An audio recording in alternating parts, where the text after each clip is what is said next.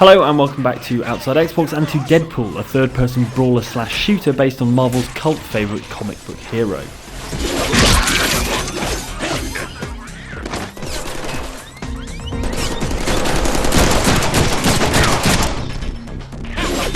If I cut you, do you not bleed? I don't like our odds here.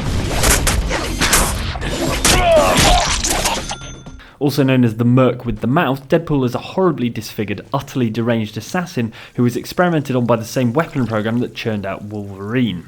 Why would anybody want to see that? I sure as hell don't. Why did they think I wear a goddamn mask? Oh, and his internal monologue is actually a three-way argument. Stupid fantasy! Don't worry, we'll land a real girl someday. This is our game, after all. Wade, are you listening?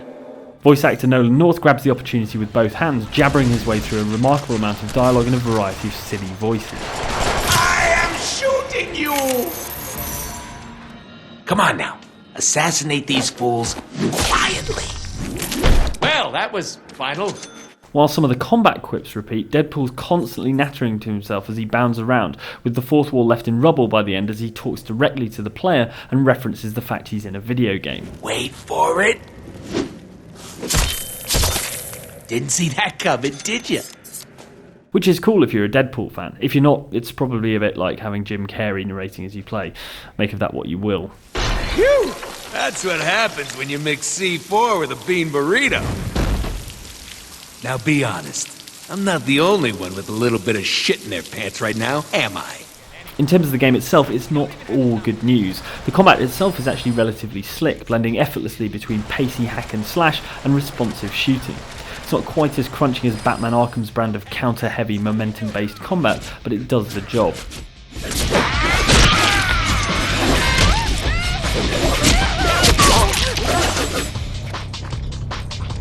Suppose they're related? Could be clones. Or brothers? They're gonna be shy a few place settings next Christmas. Ooh, nasty slime. Should've used the five-eye. The problem is, the game throws so many of the same enemies at you that by about halfway through your short 6 or so hour playthrough, you'll already be getting frustrated.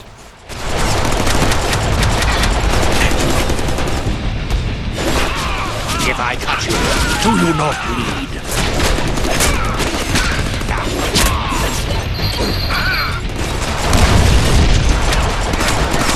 The irritating thing is that the game actually mixes things up from time to time, chucking in references to retro video games and other unique moments. Oh, I love old 8-bit games! Yeah, we do too.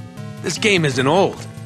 Or 8-bit moron. The problem is they're never really fully formed as ideas, and as a result they're only usually minute-long distractions from the serious business of murdering endless waves of baddies. Which seems a bit of a waste of such an anarchic character. It might sound an obvious thing to say given his nickname, but High Moon's Deadpool is all mouth and no trousers.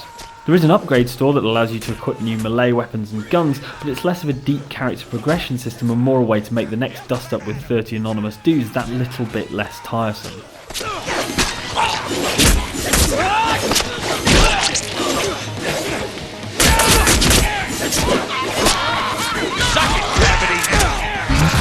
Oh, and there's more than a whiff of the Duke Nukem Forevers about the game's approach to its female cast. So if you find stuff like this has you looking over your shoulder to check your mum isn't going to walk into the room, you might want to give it a miss.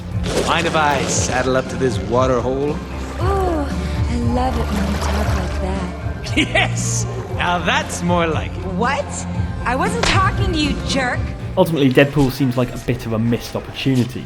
The blend of combat and shooting is good, but not good enough to carry the entire game, and while there's an impressive amount of writing and a few genuinely funny jokes, there's just not enough variety in what you're doing to keep you interested. Sadly, this is a 6-hour game that feels much, much longer, and not in the good way. One for die-hard Deadpool fans only. Come on, baby, we can still work this out. You disgust me.